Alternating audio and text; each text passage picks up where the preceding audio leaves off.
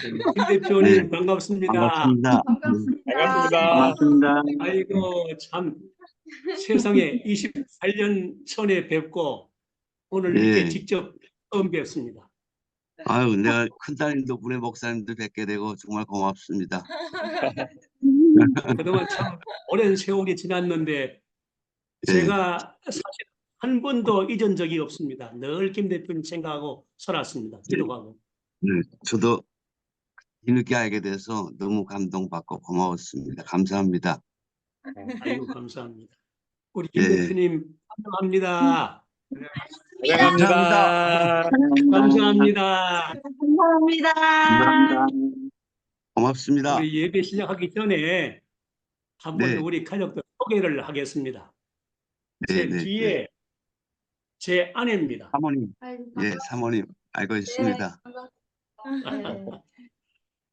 또 그리고 우리 가족들이 지금 김해, 두바이, 안동 그렇게 살고 있는데 방학 동안이라서 우리 막내 사위 딸 또 두 손자, 손녀, 외손녀들이 또 와 있습니다. 우리 집에. 아, 근데 우리 저 아들부터 한번 간단하게 인사드리고 소개하죠. 고맙습니다. 안녕하세요. 아들 정인이라고 합니다. 감사합니다. 저는 김해 가족이고요. 김해 가족인데 이제 직장 일 때문에 지금 평택에 와 있습니다. 아, 예, 예, 고맙습니다. 우리 김해 안녕하세요. 저는 며느리 윤현진이라고 합니다. 반갑습니다. 예, 고맙습니다. 반갑습니다. 안녕하세요. 저는 손녀 임예원이라고 합니다. 안녕. 안녕하십니까. 예. 저는 이제 큰 사위 성낙길이라고 합니다. 지금 이제 저희 가족들은 두바이에 거주하고 있고, 큰 딸만 네. 지금 호주에서 지금 공부를 하고 있습니다. 귀한 분 이렇게 오늘 모시게 돼서 너무나도 감사드립니다. 고맙습니다. 예, 초대해 주셔서 안녕하세요. 고맙습니다. 네, 글로만 인사드렸는데요. 제가 큰딸 임은향입니다. 너무 감사합니다. 감사합니다.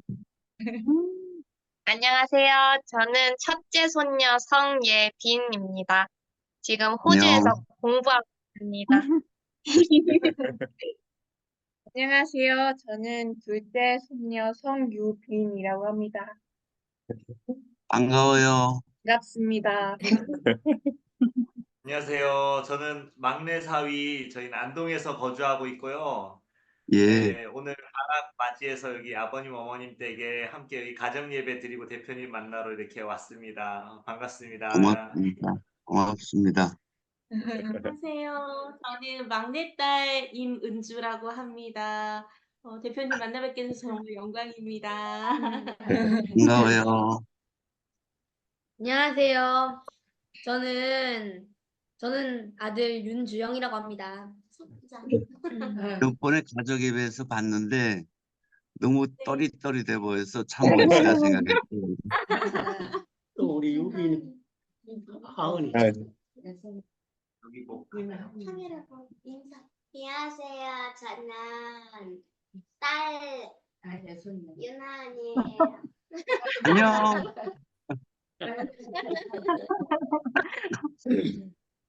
우리 가족 예배에 오셨으니까 네, 우리 김 대표님은 지금 이 시간에 우리 한 가족입니다. 수원산 네, 가족이시고 이제 우리 다 같이 가족들이 모였으니까 예배를 네, 자, 예배 준비하도록. 자, 우리 다 같이 예배 드립니다. 다 같이 시작 기도. 자, 합시다.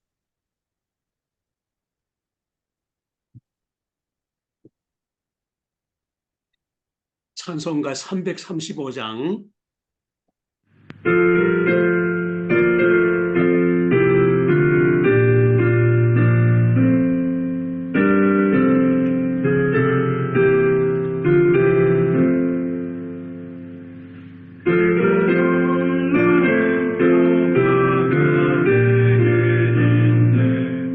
이 세상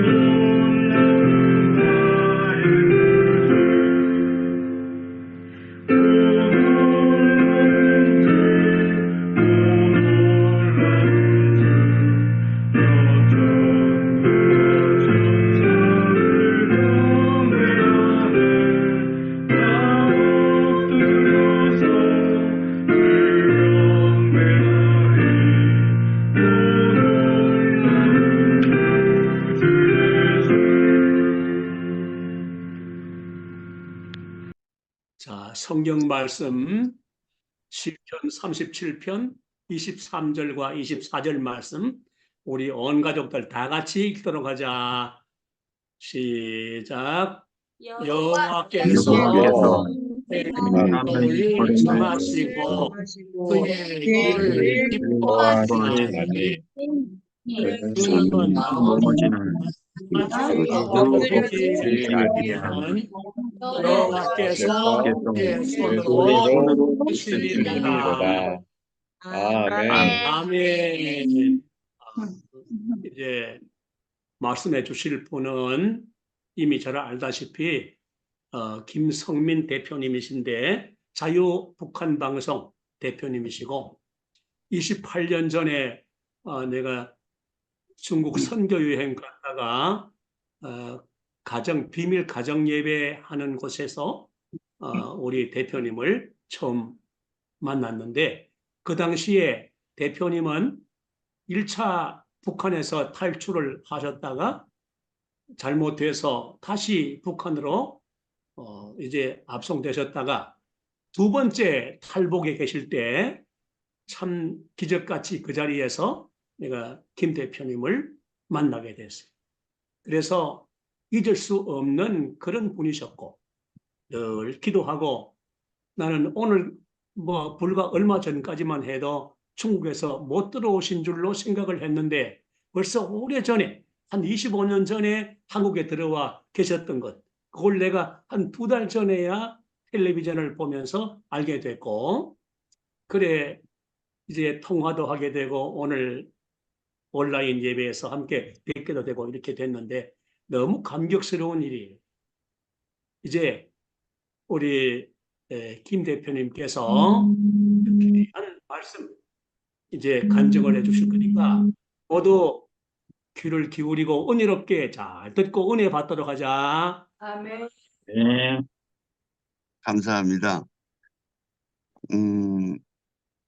제가 그 간증이라고 여러 번 해봤는데 오늘은 목사님 앞에서 그냥 가족의 일원으로서 그동안 제가 살아온 스토리 그냥 그런 이야기를 좀 했으면 좋겠고요. 그보다 먼저 28년 전에 만나주시고 지금까지 저를 위해서 기도해 주신 목사님, 사모님 그리고 가족 여러분들에게 진심으로 감사드립니다. 그리고 그렇게 고마운 분들이 주변에 계셨음에도 불구하고 제가 참 고마운 마음을 잊고 살았구나 하는 손자책도 최근에 며칠 동안 계속 하고 있고요. 그리고 또 따님이 이렇게 행복한 가정에 저를 초대해 주셔서 안내해 주셔서 인도해 주셔서 다시 한번 감사드립니다.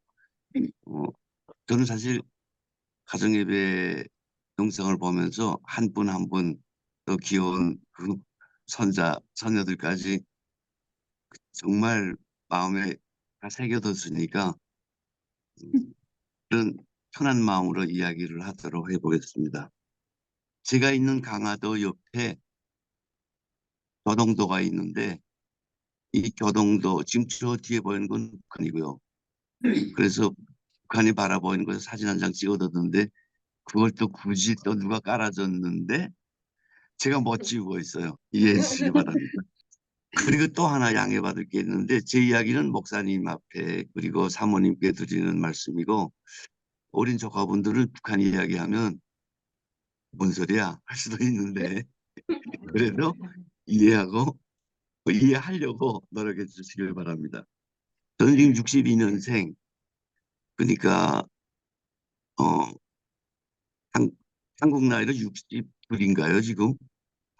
어쨌든 62년생입니다. 평양에서 초등학교하고 중학교를 졸업하고 그리고 북한의 젊은이들이 누구나 하는 군대에 17살에 나갔고 10년 동안 사병 생활을 했고 뭐 이제 군대 나가고 사병 생활한 거 이야기하자면 그거 하루 종일 해도 안 되니까 넘어가겠습니다.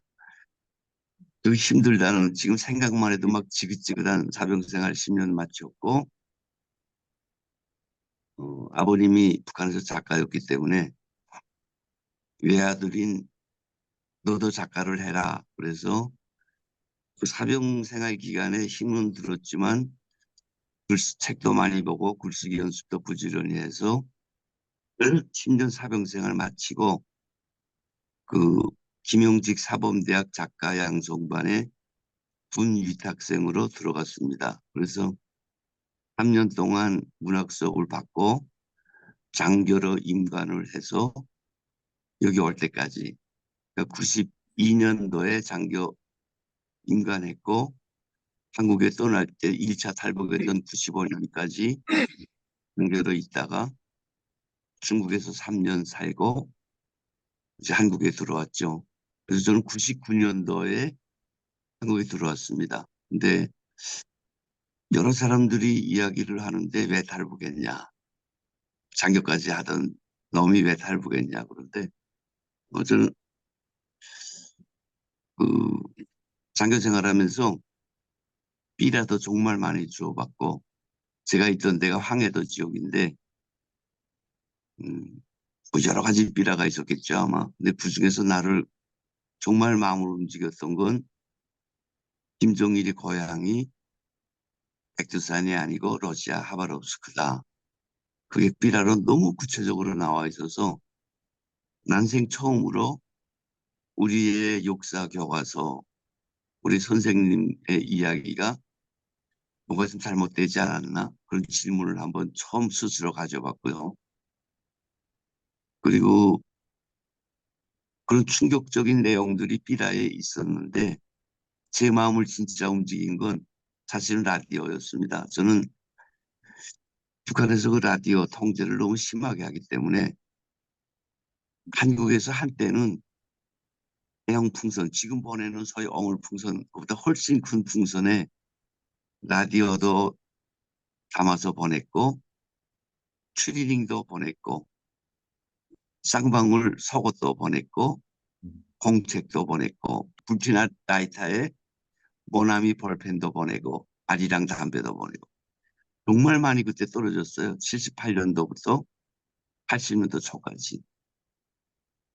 근데 그 라디오를 제가 주워 보면서 들으면서 무슨 생각이 들었냐면, 뭐 장교 때 몰래 들었는데 정말 북한에서 선생님들이 배워주는 내용이 틀렸구나.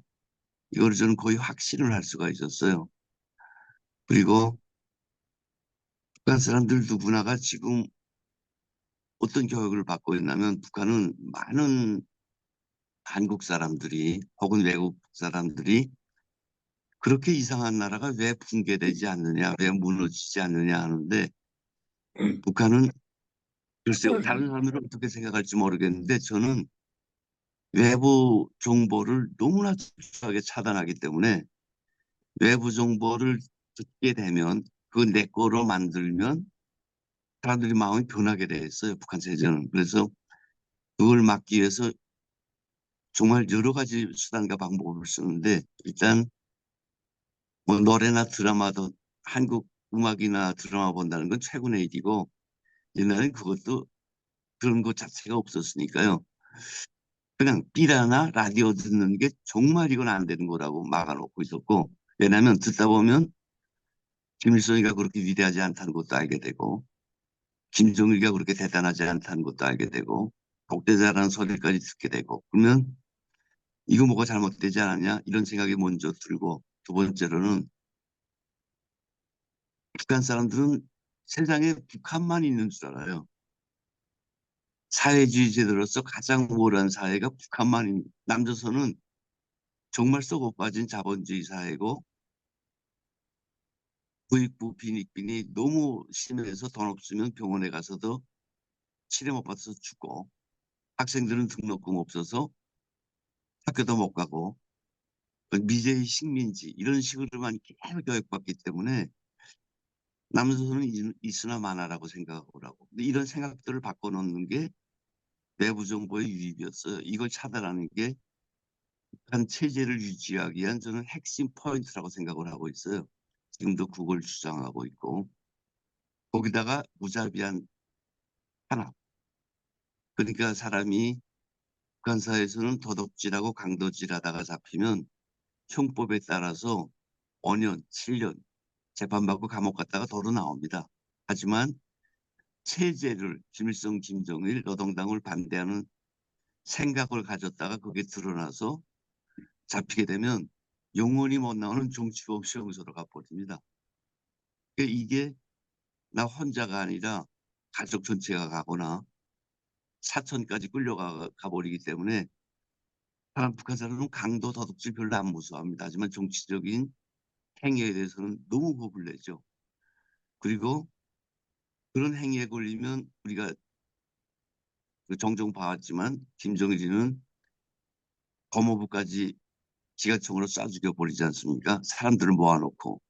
그런 그 공포 심리가 너무 북한 사람들한테 만연화되어 있단 말이에요.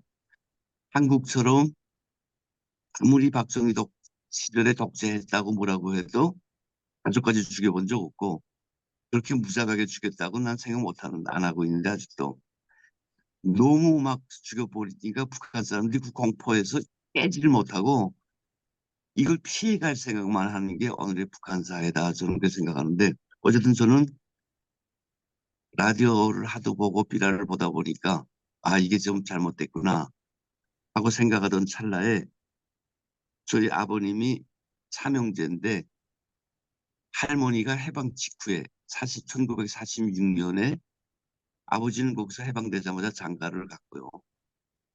삼촌 두 분은 장가를 못 갔기 때문에 삼촌 두 분을 데리고 서울에 왔답니다. 공부시키겠다고. 그때 평양엔 대학이 없었고 한국엔 연희전문학교도 있고 있었다니까. 그래서 할머니가 그 뭐 싹발레 싹바느질도 했겠고 그리고 북한 그때 자유롭게 드나들었으니까 한국도 천도 가지고 장사도 해서 두 분 다 연희전문학교를 졸업시켰다 그러더라고요. 후에 들은 소리지만 아버지는 그때 당시 공화국에서 북한에서 장가가고 해방 후 첫 시인으로 등단해서 글도 쓰고 그러니까 아버지는 남아 계셨고 근데 아버님이 저보고 제 위에 누나만 5명 있습니다. 제가 막내고 외아들이고 그러니까 아버님이 저를 보고 늘 이런 말씀하셨어요. 우리가 만약 삼촌이 아빠 세대가 사망되면 사촌들은 만날 필요도 없고 만날 수도 없고 만나도 남일 거다. 지금 우리 북조선 상황을 봐라. 사촌들끼리 그렇게 돈도 같지도 않지 않냐. 보러 삼촌을 꼭 내가 살아있을 때 봤으면 좋겠다 하던 아버지의 말씀이 늘 있었는데 아버지가 돌아가셨어요. 제가 12살 때 교통사고로 돌아가시고 어머니도 그 이듬해에 돌아가시고 그래서 저는 막내 누나하고 고아로 살고 있었고 내가 17살에 군대 나갔고 근데 사병생활할 땐 그런 생각 전혀 못했다가 장교가 돼가지고 조금 정신적으로 여유가 생기니까 야 이거 삼촌을 좀 찾아봐야 되지 않겠냐 하는 생각이 들었어요. 근데 그 삼촌이 김관석, 김호석이라는 이름만 알고 아버지 고향이 총진이고 뭐 이 정도밖에 없었는데 내가 선전대 작가로 인간에서 장교로 있을 때 내 밑에 있던 소보 작가 중에 한 명이 고향이 샛별, 북한 샛별이었어요. 지도 보시면 알겠지만 중국하고 제일 가까운 국경 지역 마을이었어요. 근데 이 친구가 물자 구입을 한다 그러면서 뭐 선전대 대장, 선전부장 안보들이 시켜서 거의 한 달에 한 번씩 집을 갔다 오더라고요. 북한은 사병 생활하면서 10년 동안 휴가가 없습니다. 근데 이렇게 물자 구입한다는 애들은 자주 가더라고. 근데 이 친구가 하루는 갔다 와서 핫도그를 싸왔는데 찹쌀떡을 요만큼. 그 작가 동지 드세요. 그래서 봐서 뜯었더니 그 안에 찰떡이 있는데 그 싼 포장지가 종이가 너무 재질이 달라서 뜯어보다 보니까 무슨 한국의 잡지인데 그 뒤에 사람 찾기 란이 있더라고요. 사람을 찾아준다는. 그래서 야 이거 뭐야 하고 내가 그 친구한테 편지를 써서 이 편지를 내가 고향에 가서 중국의 친척들도 종종 온다니 그 친척한테 줘서 중국에서 남조선 월간조선으로 가게 해주라. 그 회사비 오면 조선족 친척이 가지고 너희 집에 올 거 아니냐. 그럼 나한테 몰래 가져다 달라. 그래서 삼촌 김관석을 찾습니다. 두 번째 삼촌 김호석을 찾습니다. 할머니 리옥인을 찾습니다. 고향은 청진에서 보냈어요.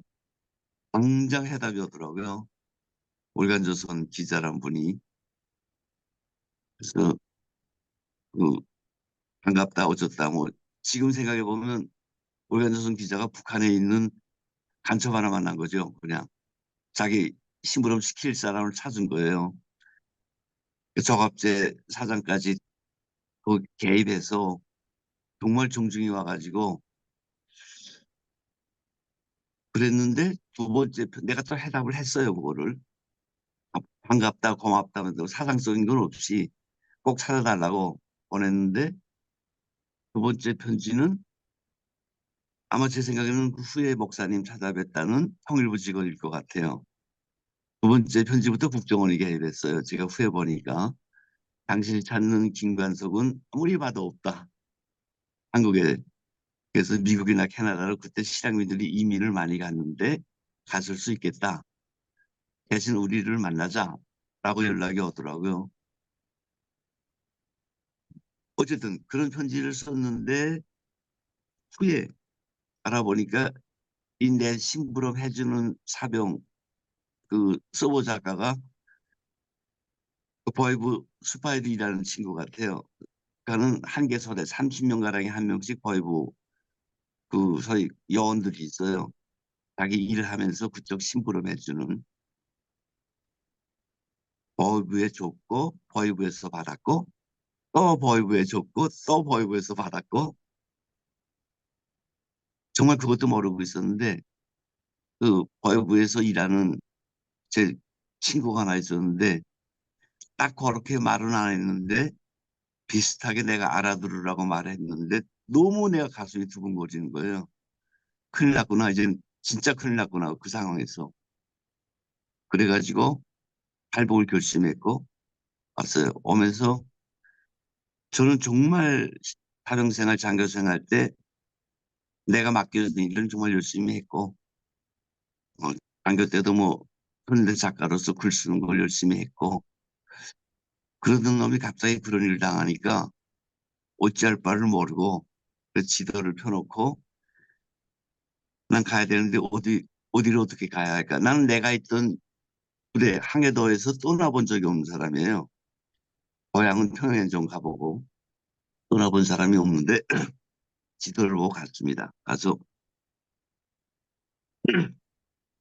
제일 가까운 곳에 아까 말씀드렸던 샛별이니까 그쪽으로 가려고 했는데 북한 열차가 워낙 전기가 와야 가고 안 오면 서고 하니까 7일 동안 간 곳이 해령이었어요. 더 이상 올라갈 수가 없더라고. 두만강은 앞에서 보이는데. 그래서 여기서 건너가야 되겠다 하고 강쪽에 서서 하염없이 중국 땅을 바라보고 돌아 앉아서 북한 땅을 바라보고 내가 이제 이거 건너면 끝인데 정말 이 순간부터는 반역자가 되고 사랑하는 누나들과 헤어지고 아빠 엄마 산소도 내가 이제 못 지켜드리고 뭐 별의별 생각 3일 있었는데 그 경비서는 군인이 지나가다 나보고 증명서를 보자고 그래서 왜? 했더니 이상하지 않냐고 3일 동안 지금 군간 동지가 중국 땅만 바라보고 있는데 가슴이 철렁하더라고. 와 내가 부대에 들어간 지 7일 됐는데 부대에서 이쪽 애들한테 통보가 왔나? 그런 생각도 들고 그래서 신분증을 보여주니까 이 친구가 읽고 보더니 고수경들 인사를 하면서 김진 동지인가고 김진이라는 이름이 북한에 흔하지 않습니다. 그 빨치산 영웅 김진이라고 있어가지고 뭐 김일성 김정일처럼은 아니더라도 그 중복되는 이름이 거의 없어요. 근데 저는 군대 잡지에 김진이라는 이름으로 여러 번 썼는데 이 친구가 마침 그런 글을 잘 보는 친구였던 모양이에요. 자기 처소에다 사병들 데려다 주고 나와서 다시 보자. 그래서 가는데 한 5시경이었습니다. 그 3명이 조복조복 가는데 내 신분을 확인하고 나는 야 여기서 빨리 건너가야 된다. 저 지금 다시 오면 나 잡으러 올 것 같더라고요. 우리 부대에서 내가 지금 탈영했다고 홍보한 것 같기도 하고 이 친구가 내 신분을 아니까 보고할 것 같기도 하고 그 5시에 두만강에 더벅더벅 들어가니까 빨래하던 아줌마들이 처음에는 관심이 없다가 허리까지 들어가니까 왁 하고 어깨까지 물속으로 들어가니까 왁 하더라고요. 거기다가 이 친구들 가던 친구들이 돌아서 가지고 총을 쏴대고 6방이나 쏘더라고요. 그 순간에 총소리도 기억나요. 호통되면서 중국 땅을 건너갔고 중국에서부터 이제 탈북이 시작됐고 그래서 제가 처음에 찾아간 것이 장백에 있는 중국 장백에 내가 건너갔던 북한 해령 중국 장백에 있는 조선족 교회였습니다. 그 교회 가서 여자 집사님이 시무를 하시던데 나는 북한군 대위고 망명하러 중국에 왔는데 3일 동안 내가 한 잠도 못 잔 사람이라고 좀 재워줄 수 없냐고 하니까 이분이 그 총선이 했던 분이냐고 그래서 그런 거 같다고 일단 좀 잘 수 있냐고 하니까 자락 걸더라고요. 그래서 며칠 동안 잤어요. 정말 아니, 하루 반 동안 잘 자고 깨어났더니 여기 장백에서는 도무지 당신을 여기서 우리가 케어할 수 없고 내가 아는 연길에 있는 도시에 있는 목사님한테 교회 가겠냐 그래서 가겠다 그래서 연길에 있는 교회에 갔고 그 연길에서 역시 조선족 교회 그 목사님 오셨던 그 연길에 거기서 이제 숨어 지냈고요. 그리고 거기서 김한중 목사님을 만났고 바로 거기서 한국에 이제 선교 오시는 목사님들을 뵙고 그렇게 제가 어, 하나님을 알게 됐고요. 그리고 김한중 목사님이 세례를 주셨고 그 오늘 제가 소개해드린 말씀도 선물로 주셨고 근데 그때 사실 저는 못 느꼈어요. 하나님께서 너희 걸음을 정해주고 인도하시나니 이게 무슨 말인가 했어요.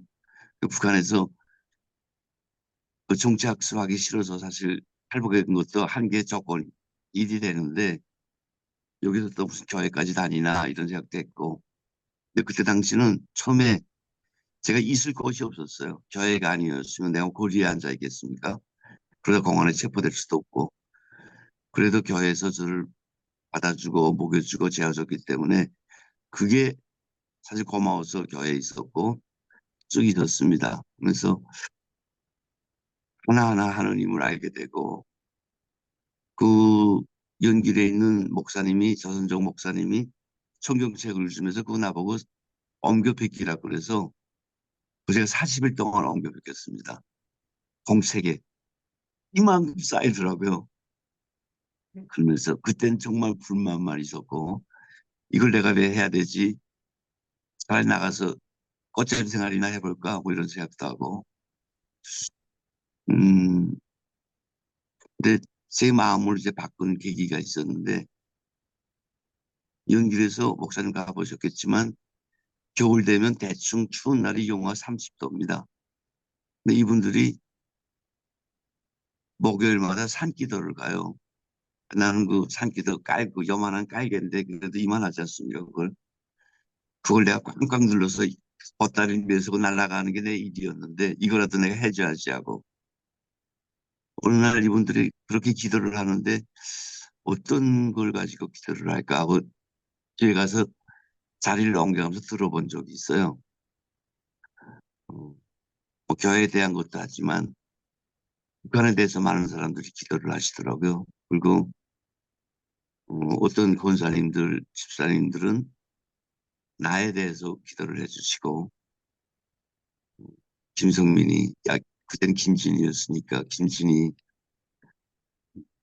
그때 처음으로 느껴봤어요. 아, 나하고 전혀 상관없는 사람들인데 또 북한하고도 전혀 관계없는 사람들인데 내 고향을 위해서 기도해 주시고 나를 위해서 기도해 주시는구나.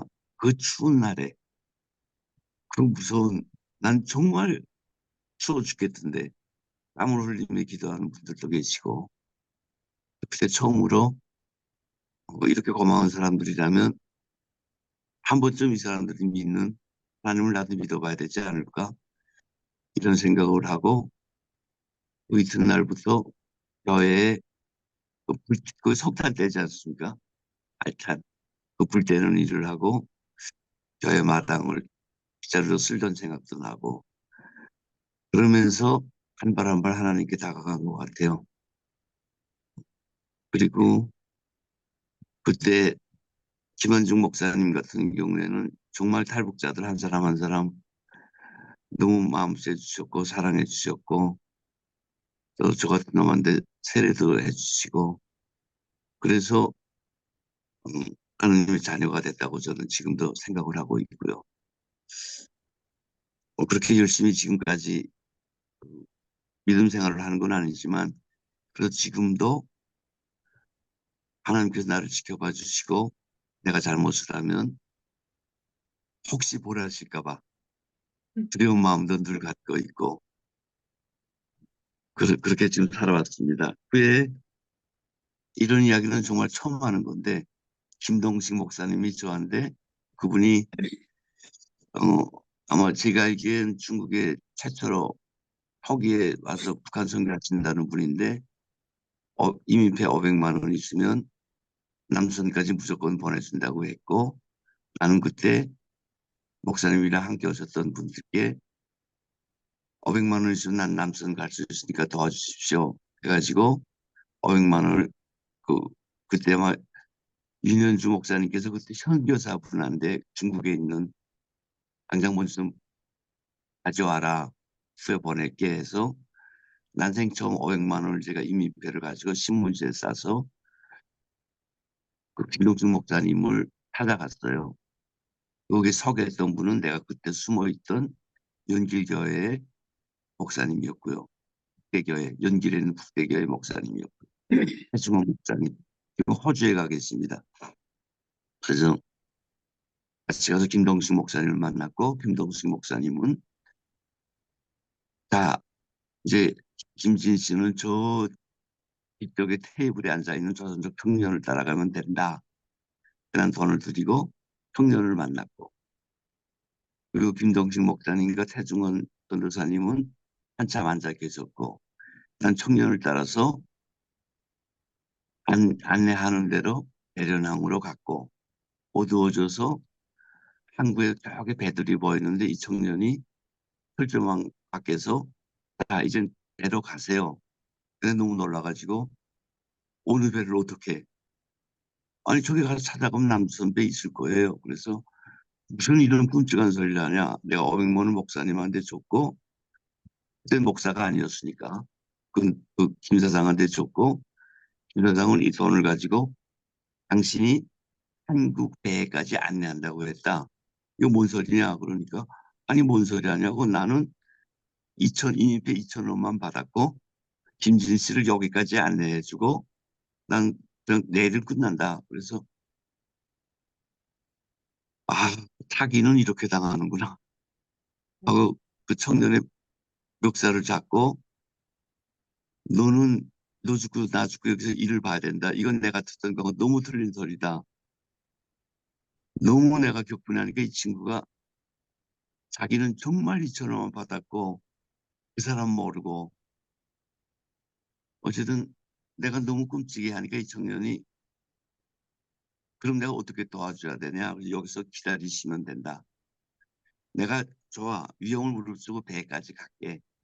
그래서 한국 배 좀 타고 가고 없으면 여기 이 호흡을판에서 나를 안내하는 데가 없으면 나는 어신의 길을 어떻게 다시 가서 천진 대련까지 가냐. 말도 안 되니 기다려주라. 그게 내가 부탁하고 싶은 거다. 오케이. 갔어요. 2월 달입니다. 2월 달. 항구로 갈수록 해가 지더라고요. 배 있는 대로 접근할수록.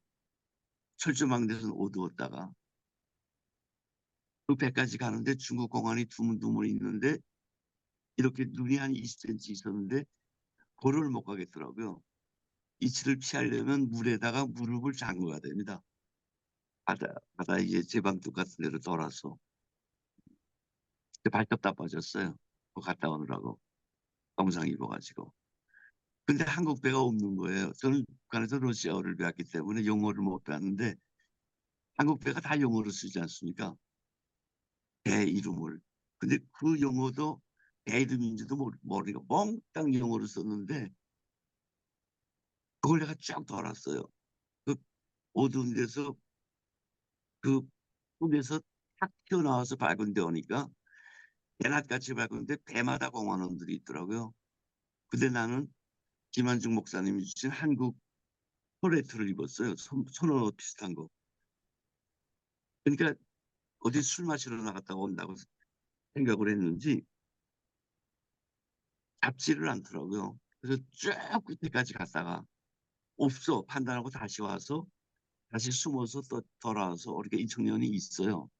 말이 푸른푸른 밝은데 이 친구가 내가 너무 기절할 상황이니까 줄쳐 없고 버스 타고 자기 이렇게 그러니까 성내 같은 거 벗어줘서 버스 타고 이 방법은 아니다. 자기가 보기에도 천진항에 자기 친구들이 있는데 천진항으로 가지 않겠냐. 그래서 이틀 동안 동상 입고 대충 치료받고 천진으로 갔어요. 천진 가서 정말 이 친구가 친구들이 있어가지고 그렇게 힘들지 않게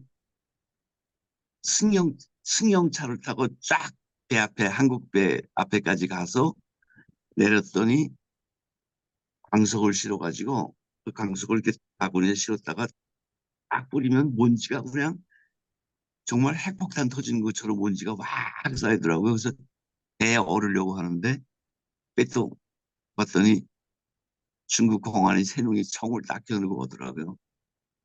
제가 그땐 중국말도 못할 때고.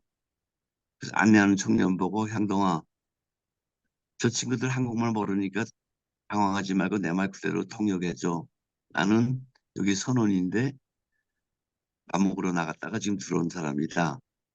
이렇게 통역해 주라 했더니 이 친구들이 중국 애들이 선장 나오라 그래. 선장이 나왔어요.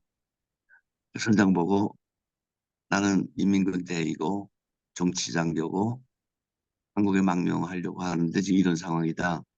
당신이 말 한마디 잘못하면 나는 죽고 그냥 선원이라고 하면 괜찮으니까 도와주라.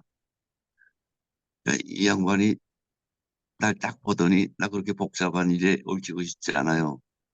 우리도 먹고 살자고 이지를 하는데 탈북자 태웠다가 그것도 장교 태웠다가 여기서 벗어난다고 해도 한국에 가면 안기부 가서 또 조사받아야 되고 이런 상황이니까 이해해 주세요.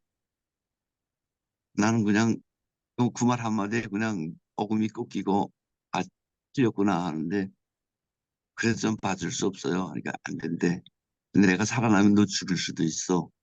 안 된대. 그 용어로 북한군 장교다. 와라락 달려들어서 허박을 해서 그냥 끌려갔습니다. 그 배가 쿠션 프렌드호인데 선장 만났어요. 여기 와서. 그러다가 잘못했다 그래서 뭐 당신 잘못한 것도 없는데 뭐 상황이 그랬던 거 이해한다. 근데 나 진짜 여기 올 때까지 당연히 죽일 생각하고 왔다. 그리고 인사하고 그냥 헤어졌는데 어쨌든 그 후에 저는 40일 동안 천진 감옥에 잡혔었고 그때 중국은 춘제이기 때문에 통역할 놈도 없고 자기네 뭐 그런 의욕도 없고 40일 동안 거기서 있다가 도문에 있는 탈북자 수용소로 또 이송이 되고 그걸로 가는 거니까 난 뭐 장교가 탈북했던 건 뭐 빼도 박도 못하니까 그냥 총살이니까 내가 데리고 있던 사병들 앞에서 총 맞는 건 싫어서 어떻게든 죽고 싶었는데 죽을 방법이 없더라고요. 중국 열차는 뭐 너무 단단하고 8명이 호송해 가는데 앞뒤에 꽉 앉아서 도문 수용소에서 일주일 동안 있고 거긴 조선족 장교들이 있으니까 조사받고 한 장교가 오더니 뭐 군복도 안 입고 얘네는 들어오니까 왜 그렇게 북한이 싫어? 그래서 뭐 김정일이가 싫고 김일성이가 정치 잘못했고 그러니까 김정일이가 얼마나 잘못했는데 그래서 그놈 나쁜 놈이고 7일 됐는데 이 친구들이 또 조사하러 불러서 그렇게 가는가 했는데 와라락 달라붙더니 팔을 또 뒤로 퍼박하고 차에다 짐짝처럼 쳐싣고 가는데 덕분에 여기 사진 중국 가는 분들이 흔히 가는 언성이라는 게 있어요. 언성 거기에 이제 작은 북한으로 가는 다리가 있는데 내가 있던 수용소에서 언성다리 건너서 북한 그 나와 있는 보위원들까지 가는 게 3분입니다. 그냥 어찌 해볼 새도 없이 그냥 북한을 다시 갔고 지금은 그런 거 없다는데 그때는 95년도니까 96년도에 잡혀갔으니까 90원 탈북했다가 그런 사람들이 나를 반역자라고 막 증오할 때고 막 돌도 던지고 신발도 던지고 그 침도 뱉고 난 그새 중국도 알고 나름대로 하나님도 좀 알고 북한이 이렇게 잘못됐다는 것도 아는 사람인데 머리가 숙여지지 않더라고요. 머리를 숙여야 그 벌도 그만 던질 것 같은데 그래서 진짜 마음속으로 찬송도 부르고 머리 들고 기도도 해보고 그래서 북한 가서 또 9일 동안 치료받고 있는데 그 치료하는 3일째 치료하는 날에 중국에서 조사했던 친구가 들어오더라고요. 처음에는 저 새끼 어디서 봤는데 얼굴이 했는데 조사했던 김정일이가 얼마나 나빠하던 놈인데 와 이런 경우도 있구나 하고 그냥 그나마 조금 가질 뻔했던 미련을 싹 다 버리고 아유 그래 알았어 그냥 떳떳해 볼게 한번 그리고 일제까지 조사를 받고 내가 있던 본대로 간답니다. 근데 본대엔 왜 가냐 가려면 평양에 있는 보이사령부로 가지 않으니까 보이사령부에서 할 일 없어 너 다 조사했기 때문에 본대에 가서 인민재판 받고 총살한다. 그 날짜는 며칠로 정해놨는데 열차가 너무 이렇게 제대로 못 다니니까 유동기간 정해놨다. 그래서 알았노라 하고 가고 열차가 3일 동안 평양까지 가는데 3일 동안 저는 그 목사님이 좀 말씀하신 것처럼 선이 정말 작아요. 선이 작고 요 선에 적세를 채우면 빠져나오더라고요. 적세를 이게 적세가 톱날처럼 쫙 돼 있는데 이게 제일 끝에 가 걸리면 선이 나오더라고요, 제가. 근데 한 칸이라도 딱 들어가면 안 나와요. 그땐 걸리더라고. 이걸 내가 3일 동안 연습을 했습니다. 그리고 나는 감옥에 있다 보니까 중국 감옥, 도문 감옥, 북한의 언성 감옥에 있다 보니까 그 피부병, 이 벼룩이 인대 물려뜯겨가지고 작은 헌설이란 헌설엔 다 피고름이 차 있었어요. 그 뭐 긁지 않으려고 노력해도 다 차 있었어요. 근데 내가 중국 감옥에 40일 동안 있으면서 중국 테스트를 하는데 정말 잘해줬어요. 나는 하나님을 믿는 사람을 보여주려고. 내가 처음에 갔던 거는 그 화장실 그 앞에 내 머리가 되게 자리가 정해져 있었는데 마지막에 한 35일쯤 됐을 때는 그 깜방에 떼장하고 내가 같이 있었어요. 얼마나 잘해줬는 거는 제가 감히 말씀을 잘 못 드리겠는데 그 성병 걸린 애들이 너무 많았고 그걸 내가 치료해 줬어요. 나는 위병이 있었기 때문에 감옥 가서 위약을 계속 탔거든요. 그걸 물에다 갈아서 그걸 치료해 줬어요. 애들이 처음엔 믿지도 않다가 한 놈이 나니까 확 나한테 매달렸단 말이에요. 얘네 무슨 빨간 약 말도 안 되는 것 갖다 놓고 그 치료한다는데 돼요? 도무지 나는 안 될 것 같아서 그 기도하고 얘네들이 말이 안 통해도 자기네끼리 이 사람이 믿는 사람이네. 근데 옆에 쭉 앉아서 기도를 중국말로 어쨌든 그래가지고 근데 이 친구들이 내가 북한에 가면 죽는다는 걸 다 아니까 장교라는 것도 알고 뭐 간수들끼리도 말 통하고 뭐 조금이라도 난 말도 할 줄 알았으니까 내가 호송된다 하니까 옷이 이만큼 쌓여졌어요. 자기네 내복, 중국 애들 내복 정말 두껍잖아요. 기계로 짠 거 같은 거. 뭐 땀복도 주고 안을 못 입고 와서 내가 그 입을 거만 몇 개 챙겨가지고 왔는데 속옷은 처음부터 입었던 거 입고 그 옷을 여기다 다 껴입고 족쇄가 들어간 거예요. 그러니까 마지막 코에 들어가 이게. 근데 조금 잘못 움직이면 딱 하고 한 코만 조여지면 안 나와. 그래서 3일 동안 연습을 했어요. 뭐 앞에 장교들이 있다 해도 호송구간이 있다 해도 그 푸는 연습은 되잖아요. 굴간 통과가 그렇게 많이 하는데 북한은 굴간 통과할 때 전기가 없어요. 열차에.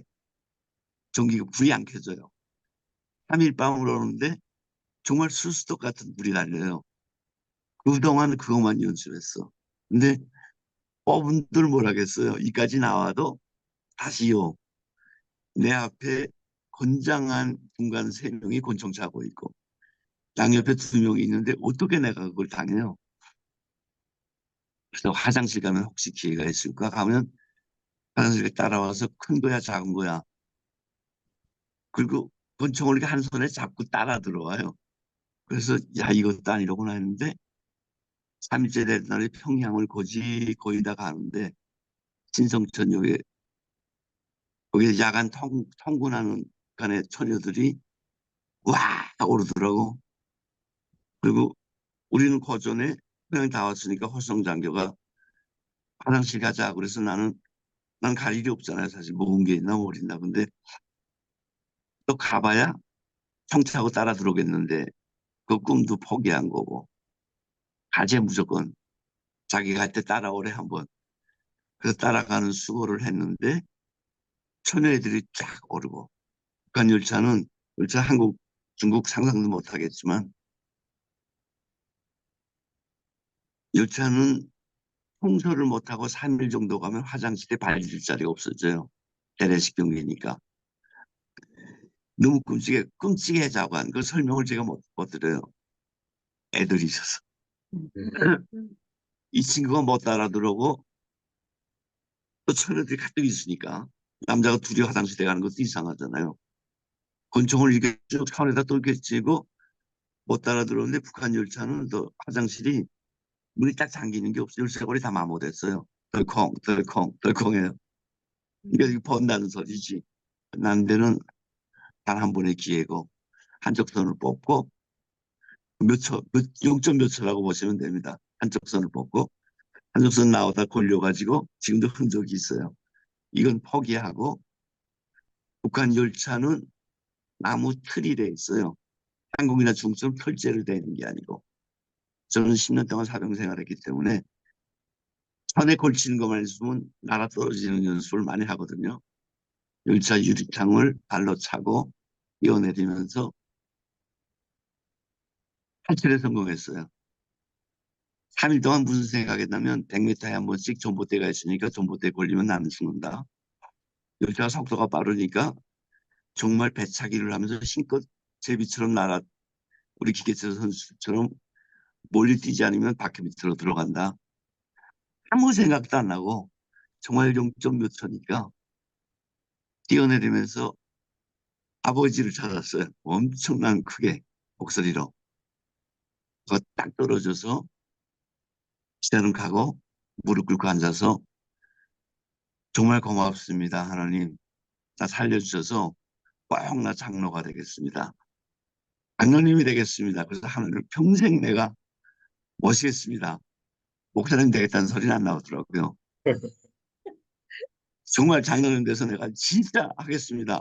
막 무릎 꿇고 막 울면서 막 했는데 그 기도가 끝나기도 전에 발작 소리 나고 전지불이 막 비춰오고 이 새끼네 열차를 세웠구나.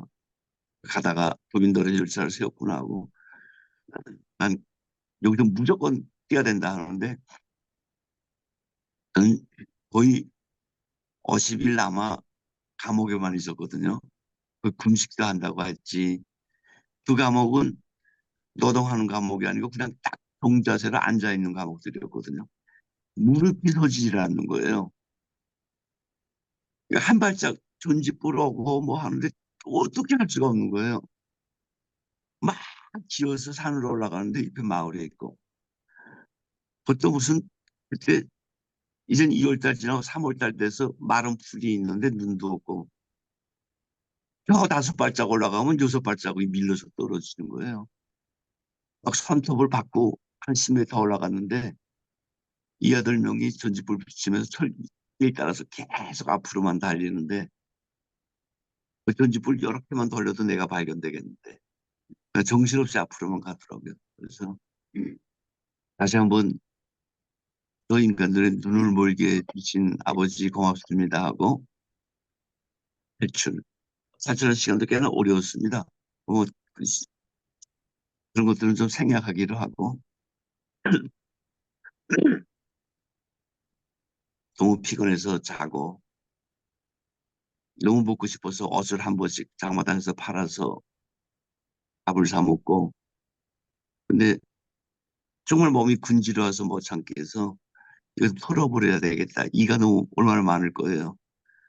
잡는 건 상상 못하고 털어버려야 되겠다 하고 내가 있는 건 정말 사람 인적 하나 없는 산이 아니겠습니까? 그래서 벗고 터는데 누군가 날 지켜보는 것 같아. 3번을 옮겨가면서 터는데 그래서 어지하고 딱 걸어보니까 아주머니 서너 명이 나를 이렇게 바라보는 거예요. 그래서 어이 무슨 사람이 산에 있지? 하고 했더니 이 산에 있는 사람들이 나보고 다 달아났는데 내가 골짜기를 가서 내려다 보니까 저는 북한에 살았지만 그거 처음 봤거든요. 사실 96년도 호남 행군 시기에 골짜기에 피난민처럼 쫙 사람들이 비닐 요만한 하우스 같은 거 천막 쳐놓고 꿀을 죽을 써 먹고 있는 거예요. 멍땅 다 산에 올라와서. 그런 것들도 보고 또 정말 못 본 것들을 많이 보고 하면서 난 다시 남으로 가야 되겠다. 그때 잠깐 제가 이런 생각도 했어요. 자수하자. 그 당에서 나 용서해 줄 수도 있지 않을까? 이런 생각도 해봤는데 아니다. 아니다. 다시 북으로 왔고 다시 연길교회를 찾아갔고 거기서 다시 이제 목사님도 만나고 나는 기어이 자유를 찾아야 되겠다 해서 그 이후로 삶은 돔이라고 생각했고 그리고 한국에 와서부터 중앙대 문창과에서 석사 마치면서 열심히 살려고 했는데 황장엽 선생님이 탈북자는 자기 역할을 해야 된다. 일이 있다.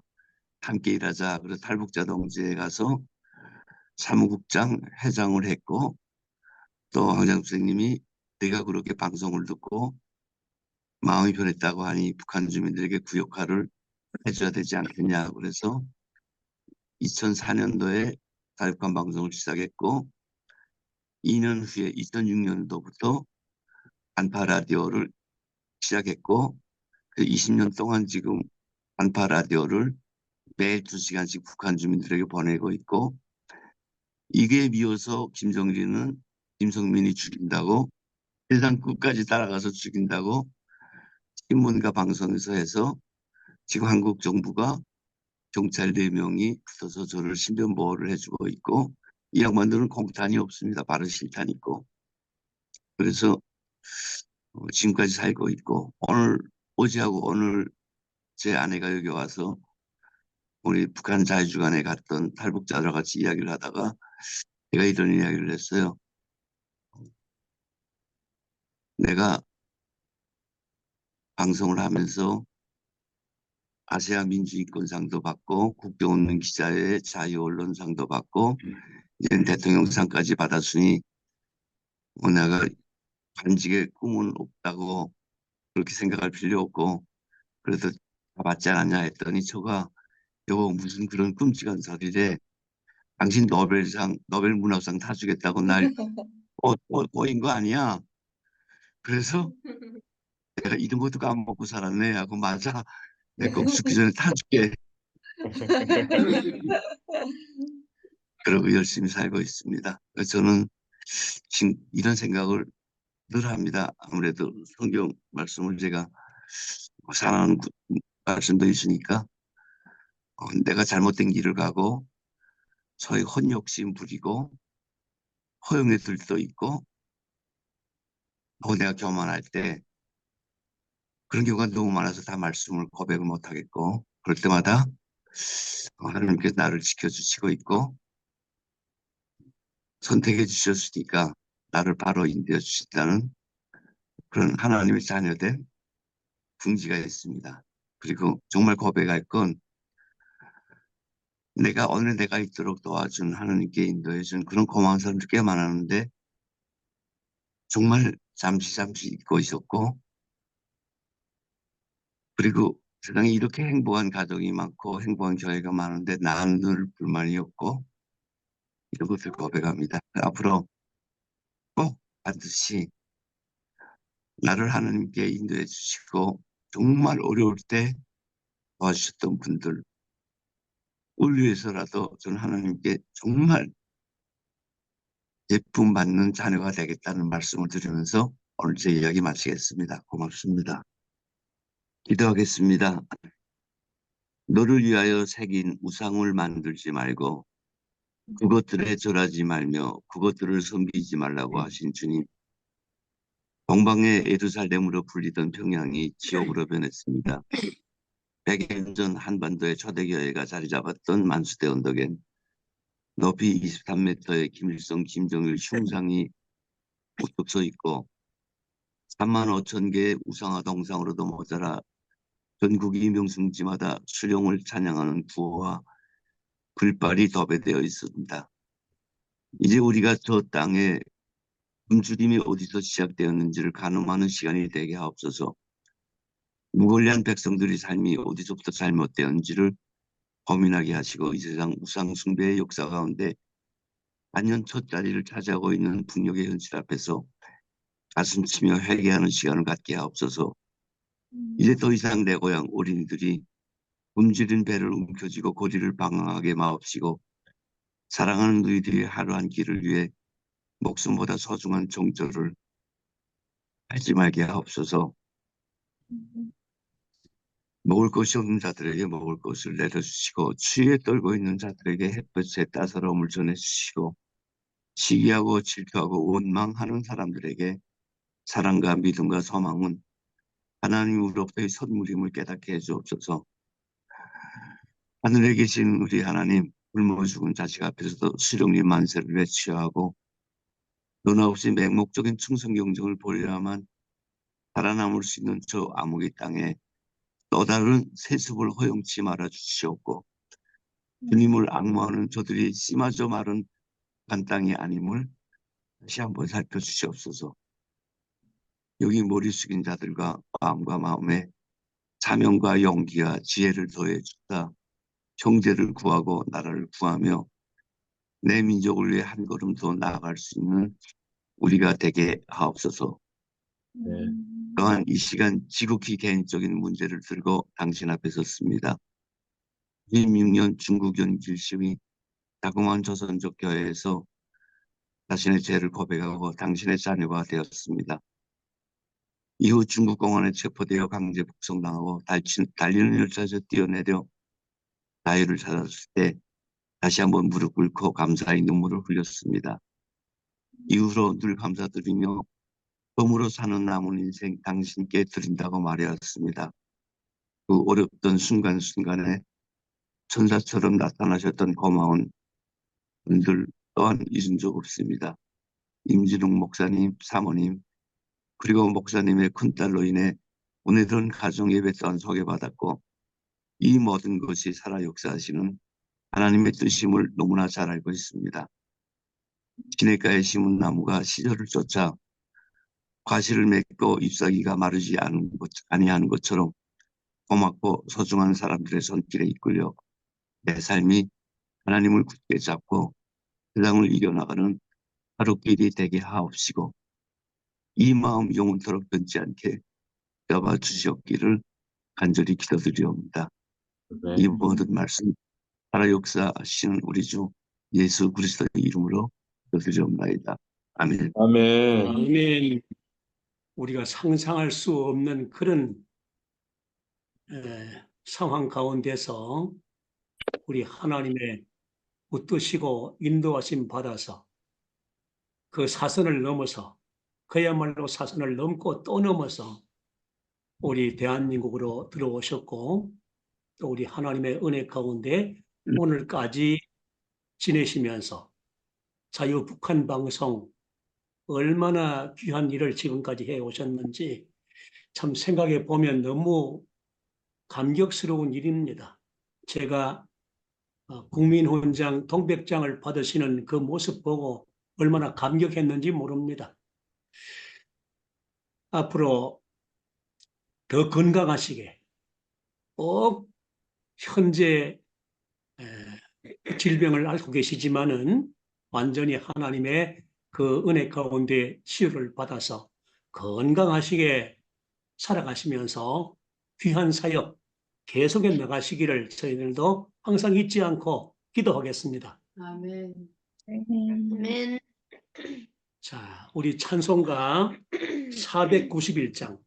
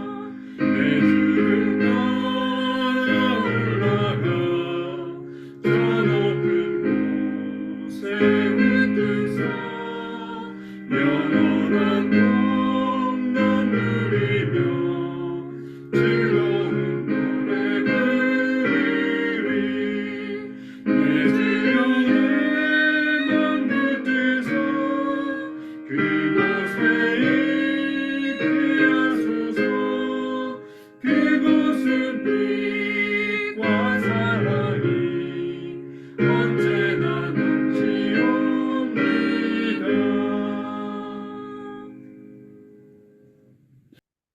저희를 죄악과 절망 가운데서 구원해 주신 우리 주 예수 그리스도의 은혜와 저희를 영원 무궁토록 변함없이 사랑하시는 하나님 아버지의 그 사랑과 교통하시고 감동하시고 위로하시고 인도하시는 성령님의 역사가 앞으로 건강하게 사시면서 사역을 계속해 나가셔야 할 우리 김성민 대표님과 그 온 가족들과 또 저희 온 가족들에게 그리고 북한을 탈출하여 우리 대한민국에 들어와서 신앙생활하고 계시는 모든 분들과 우리 한국교회와 북한에 선택받아서 구원받아야 할 모든 하나님의 백성들에게 세상 끝날까지 항상 함께 있을지어다.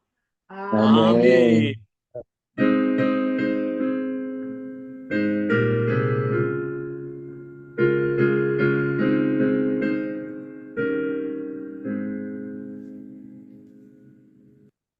우리 김성민 대표님 너무 감사하고 반갑고 참 우리 감격적인 시간을 가졌는데 우리 지난번에 우리가 얘기했던 것처럼 건강이 너무 좋지를 못하시고 지금 많은 고생을 하고 치료받고 계시는데 우리 온 가족들은 하루도 잊지 않고 항상 기억하면서 우리 김 대표님 건강을 잘 지켜나가실 수 있도록 하나님이 치료해 주시기를 바라고 기도하도록 그렇게 하자.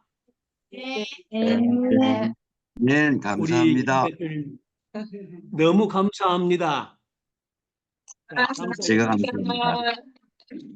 고맙습니다. 한 말씀 해도 될까요? 네네. 예.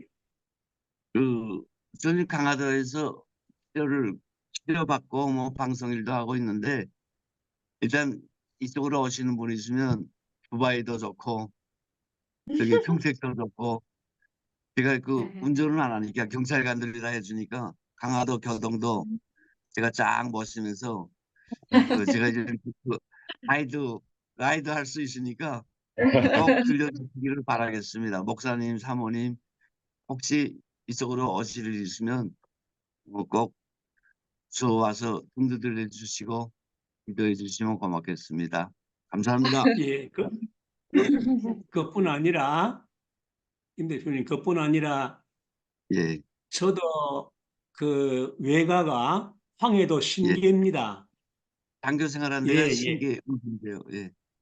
예, 제가 신계가 제 외가인데 저는 날마다 기도하는 것이 하나님이 북한 정권 어서 심판하셔서 북한이 해방되고 또 남북 통일돼서 그래서 북한에 무너졌던 교회가 다 세워지기를 위해서 늘 기도하고 있습니다. 우리 제 생전에 그리고 김 대표님 생전에 남북 통일돼서 우리 같이 북한 한번 종단할 수 있게 되기를 바라고 그 목표를 두고 우리 함께 기도하도록 하십시다. 알겠습니다. 아멘. 꼭 그렇겠습니다. 아멘. 아이고 너무 감사합니다. 제가 고맙죠. 감사합니다.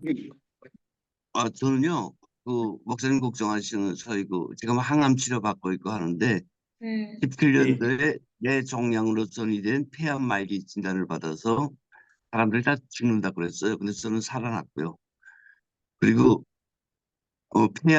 뇌종양은 수술했기 때문에 없다고 생각했고, 폐암은 수술이 안 된다는 말기였으니까, 대한민국 의식이 좋아서 그걸 살려내시더라고요. 그리고 최근엔 간으로 또 전이 돼서 항암 치료 또 받았어요.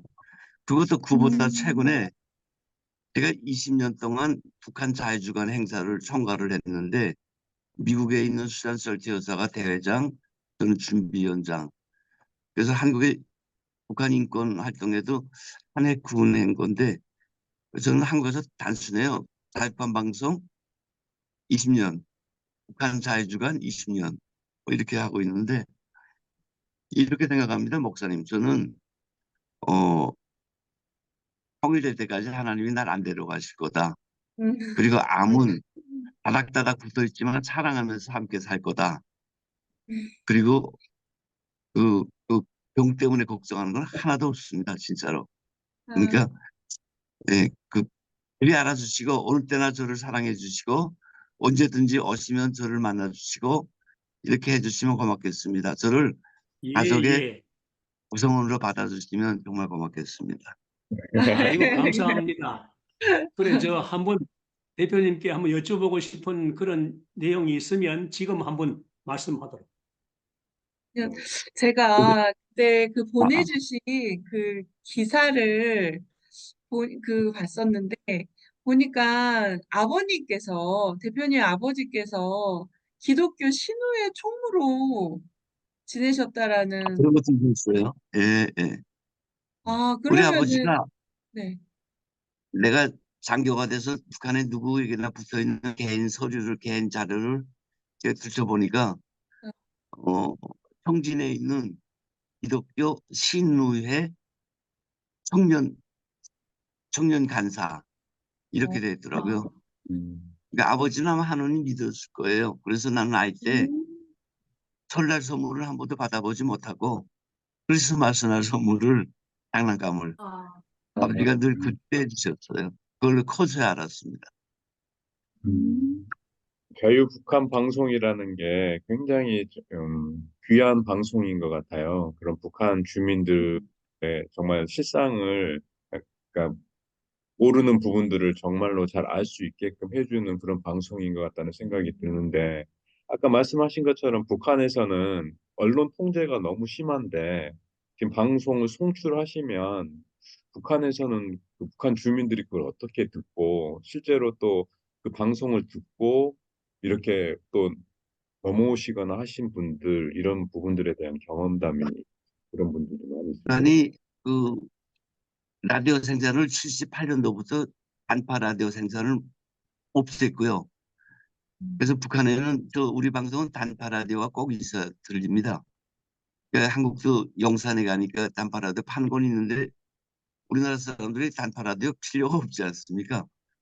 그래서 그걸 지금 보내는 NGO 단체들이 있고요. 그리고 아까 말씀드린 것처럼 90년대 초반까지만 해도 한국의 국정원이나 그 정보사에서 심리전단에서 대형 기구로 라디오를 꽤나 많이 보냈어요. 그리고 현재는 북한 사람들이 통제를 받지만 그거로 외부 소식을 유일하게 듣는다고 생각했기 때문에 보따리 장사꾼들한테 요구를 하고요. 그래서 수요가 생겼어요. 그럼에도 불구하고 저희들이 타산해 보면 북한의 단파 라디오가 150만 대는 넘지 않습니까? 넘지 않기 때문에 정치자들은 적을 수 있고 또 통제하고 그런 내용을 옆으로 옮기다가는 정치범이 되고 그래서 토론 문화는 확산되지 않지만 몇 사람에게라도 우리는 들려줘야 된다라고 해서 방송을 하고요. 단편적인 실례로 북한 애들이 지금 진짜 무서워하는 거는 혈책선에 있는 군인들에게 확성기 방송을 해버리면 군인들은 통제를 못 하거든요. 이게 지금. 이건 단파 라디오처럼 타당하거나 뭐 라디오 통제가 안 되는 거 아닙니까? 그래서 무서워하는데 저희들이 봤을 때 라디오를 듣고 직접 탈북을 결심한 사람은 좀 드물고요. 북한에서 북한 체제에 반하는 사고를 쳤거나 아니면 저처럼 개인적인 문제가 발생하거나 그 외교관들처럼 이거 잘못됐다고 인식하는 사람들은 나름대로 라디오의 역량을 가지고 탈북을 합니다. 근데 저는 직접 탈북했다는 사람은 아직 못 만나봤고요. 근데 저희 방송을 듣고 저희 방송에서 일하고 있고 일하는 친구들이 지금 4명이 됩니다. 저희들이 그냥 방송 들었다고 해서 받아 쓰는 게 아니고 어떤 내용을 언제 어떻게 들었는지 철저히 검증을 하고 또 진짜 일할 용기가 있나까지 보고 쓰고 있습니다. 한 가지 더 그냥 개인적인 부분인데, 이제 저희 큰딸이 여기 아까 네. 인사했던 예빈이가 이제 호주에서 전공하는 부분이 미디어 쪽이에요. 미디어 아, 커뮤니케이션 쪽으로. 네. 그래서 나중에 이제 그런 부분을 전공을 하고 졸업을 하고 난 후에 그냥 일상적인 어떤 보통 이제 직장인처럼 이렇게 월급을 받고 뭐 커리어를 쌓아가는 이런 목적이 아니라 자기가 배운 걸 가지고 이렇게 정말 하나님께 쓰임 받는 그런 역할을 했으면 좋겠는데 네. 정말 기회가 된다면 그런 자기가 배운 걸 가지고 나중에 방학 때라든지 여름방학이나 겨울방학 때 한국에 오면 자기 배운 걸 가지고 하나님께 좀 더 쓰임 받을 수 있는 그런 기회가 생기지 않을까 이런 생각이 좀 많이 들더라고요. 그래서 그런 기회가 되면 한번 주시면 그런 것도 좀 우리 큰딸한테는 참 좋을 것 얼마든지. 같다는 생각이 듭니다. 저희 방송이 국내에서는 진짜 인기 없는데 외국에서는 정말 정말 인기 있는 방송입니다. 뭐 직원도 10명밖에 안 되는데 이게 외국에서 일반 방송도 아니지만 북한에 대해서 관심이 있고 특히 선교. 네. 지금 현재도 미국에서 인턴으로 와 있는 친구가 있고요.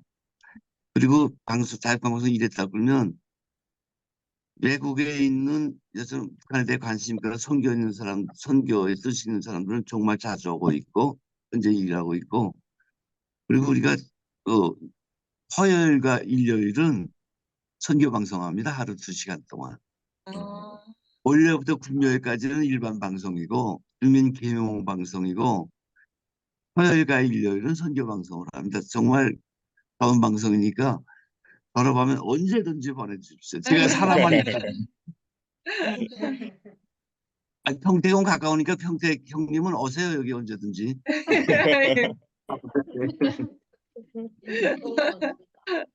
탈북자들 아유, 그때 평택에서 2명이 나왔었는데. 아, 그래요. 제 친구의 친구가 네. 사실 제 친구의 전에 친했던 친구가 그 탈북민이에요. 아, 아마 교류를 하셨을 수도 있어요. 그때 당시에 굉장히 화제가 됐었고 유명했었기 때문에 한민의 어, 가족 아세요? 알아요, 알아요. 그 예, 같이 아시죠? 가서 부시 대통령도 만났는데 한민의 아, 가족이라고. 예, 예. 예. 그 예. 친구가 이제 제 친구를 통해서 알게 된 친구거든요. 예. 그래가지고 저는 몇 번을 이제 그런 탈북 과정이나 북송됐던 음, 과정이나 이런 거를 그 친구한테서 몇 번 들었어요. 예. 그 얼마나 힘이 드셨고 얼마나 어려우셨을지 저는 어느 정도는 그래서 상상을 할 수가 있습니다. 하나님께서 그 북한에 미랄 씨앗을 하나 심으셔가지고 중국으로 날려보내셨다가 저희 아버지께서 중국에 잠시 가셔가지고 물 잠깐 주셨고 이제 한국으로 또 날려보내셔가지고 이렇게 큰 나무로 키워주셨네요. 참 감사드립니다. 감사합니다. 생각만 해도 어떻게 내 인생이 여기까지 왔지. 이거 하나님이 역사, 계획이 없으면 안 되는 거잖아요. 예.